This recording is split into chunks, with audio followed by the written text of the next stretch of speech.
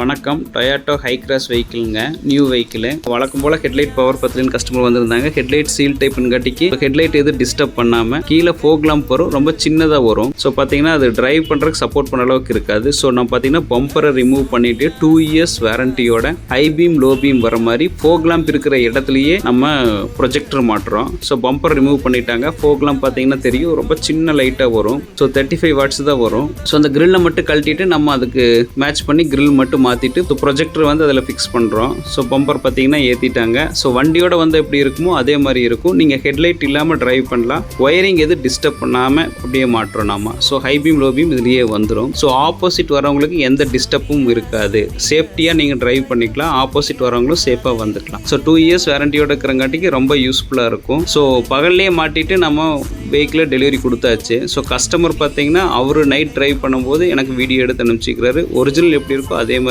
வந்திருக்கு. Night customer வந்து drive பண்ணும்போது அனுப்பிச்சுட்ருக்கிறாரு. ஸோ இந்த மாதிரி ஒர்க் ஏதாவது தேவைப்படுச்சுன்னா வாங்க. Comfort car decors.